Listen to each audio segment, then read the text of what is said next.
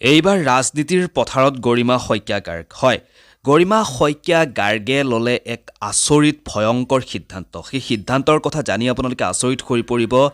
গৰিমা শইকীয়া গাৰ্গে 2026 চনত ৰাজনীতিৰ পথাৰত নামিব কিন্তু কোনটো দলৰ হৈ গৰিমা শইকীয়া গাৰ্গে ৰাজনীতিৰ পথাৰত নামিব জানেনে জানি আপোনালোক আচৰিত হৈ পৰিব এই ভিডিঅ'টোত মই গৰিমা শইকীয়া গাৰ্গৰ যি ৰাজনীতিৰ যি যাত্ৰা আৰম্ভ কৰিবলৈ ওলাইছে সেই বিষয়ে মই আপোনালোকক জনাব বিচাৰিছোঁ আশা কৰিছোঁ ভিডিঅ'টো আপোনালোকে আৰম্ভণিৰ পৰা শেষলৈকে চাব আচলতে এই কথাবোৰ যি কথা বৰ্তমান ওলাই আছে যে গৰিমা শইকীয়া গাৰ্গে 2026 চনত কোনোবা এটা ৰাজনৈতিক দলৰ হৈ প্ৰতিদ্বন্দ্বিতা কৰিব ৰাজনীতিত তেওঁ সোমাব আচলতে এই কথাখিনি কিমান দূৰ সত্য এই ভিডিঅ'টো চোৱাৰ পিছৰ পৰা আপোনালোকৰ মনৰ সেই সন্দেহবোৰ একেবাৰে আঁতৰি যাব যিহেতু জুবিন গাৰ্গ ডাঙৰীয়া কণ্ঠশিল্পী জুবিন গাৰ্গে তেওঁ ৰাজনীতি একেবাৰে বেয়া পাইছিল গতিকে সেই ৰাজনীতি বেয়া পোৱা মানুহজনৰ লগতে যিহেতু ৰাজনীতি হৈ গৈছে কাৰণ জুবিন গাৰ্গৰ লগত সাধাৰণতে ছিংগাপুৰত সেই দিনাখন কি হৈছিল সেই কথা এতিয়াও এটা ডাঙৰ ৰহস্যৰ মাজত বৰ্তমান সময়খিনিত জুবিন গাৰ্গ নোহোৱা আজি 3 মাহ হৈ যোৱাৰ পিছতো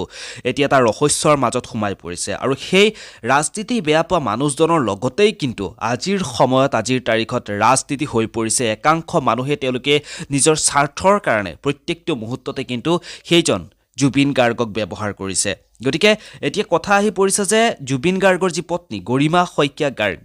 শইকীয়া গাৰ্গে এইবাৰ 2026 চনত ৰাজনীতিৰ পথাৰত তেওঁ নামিব এই ধৰণৰ খবৰ হয়তো আপোনালোকেও সামাজিক মাধ্যমত প্ৰায় শুনিবলৈ পাইছে দেখিবলৈ পোৱা গৈছে সামাজিক মাধ্যমত একাংশ মানুহে গৰিমা শইকীয়া গাৰ্গক লৈ তেওঁলোকে ৰাজনীতি কৰা দেখিবলৈ পোৱা গৈছে তেওঁলোকে নিজৰ স্বাৰ্থ সিদ্ধিৰ বাবে কৰবাত জুবিন গাৰ্গৰ যি পত্নী গৰিমা শইকীয়া গাৰ্গকো তেওঁলোকে ব্যৱহাৰ কৰিছে কাৰণ জুবিন গাৰ্গ যিখিনি সময়ত কায়িকভাৱে আমাৰ মাজত আছিল সেইখিনি সময়ত জুবিন গাৰ্গে প্ৰায়ে কৈ গৈছিল যে তেওঁ ৰাজনীতি একেবাৰে বেয়া পায় কিন্তু কিহৰ বাবে জুবিন গাৰ্গে ৰাজনীতি বেয়া পায় সেই কথাখিনিও জুবিন গাৰ্গে ইতিমধ্যে তেওঁ আগতে বিহু মঞ্চসমূহতে হওক বা যিকোনো অনুষ্ঠানতে তেওঁ সেই কথা বাৰে বাৰে কৈ গৈছিল আৰু সেই ৰাজনীতি বেয়া পোৱা মানুহজনৰ পত্নী হৈ গৰিমা শইকীয়া গাৰ্গে এই সিদ্ধান্ত কিয় ল'লে যে তেওঁ ৰাজনীতিৰ পথাৰত নামিব এই কথাখিনি আমি গৰিমা শইকীয়া গাৰ্গৰ মুখেৰে একেবাৰে শুনা নাই এতিয়ালৈকে যে তেওঁ ৰাজনীতিৰ পথাৰখনত নামিব কিন্তু একাংশ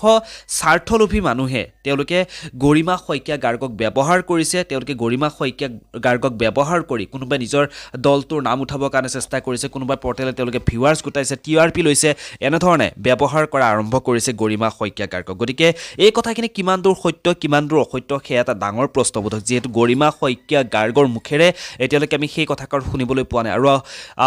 এক বিশ্বাস আছে যে গৰিমা শইকীয়া গাৰ্গে যেন ৰাজনীতিৰ পথাৰখনত নানামে ৰাজনীতিৰ পথাৰখনলৈ তেওঁ নাযায় কাৰণ জুবিন গাৰ্গে যিহেতু ৰাজনীতি ইমানেই বেয়া পাইছিল গতিকে তেওঁৰ পত্নী হৈ গৰিমা শইকীয়া গাৰ্গে যে ৰাজনীতিৰ পথাৰখনত নামিব সেইটো ভাবিবলৈ অলপ টান হৈ পৰে আৰু যিহেতু বহুতেই জুবিন গাৰ্গ জীয়াই থকা অৱস্থাতো জুবিন গাৰ্গে ৰাজনীতিৰ পথাৰত নামিব এনেধৰণৰ কথাসমূহ জুবিন গাৰ্গকো কোৱা দেখিবলৈ পোৱা গৈছিল কিন্তু এজন শিল্পী যেতিয়া ৰাজনীতিৰ পথাৰখনত আহে তেতিয়া তেওঁৰ সেই শিল্পী সত্তাটো যেন ক'ৰবাত নোহোৱা হৈ পৰে সেই কথাও অলপমান অনুমান কৰিব পৰা যায় নহয়নে বাকী সকলোবোৰ কথা সময়ত গম পোৱা যাব আচলতে এই কথাবোৰ কিমান দূৰ সত্য কিমান দূৰ অসত্য সেয়া আমি সময়লৈ অপেক্ষা কৰিব লাগিব এই ভিডিঅ'টোৰ পৰা ইমানতে বিদায় লওঁ পুনৰ লগ পাম এটা ধৰণৰ কিছু নতুন খবৰে ধন্যবাদ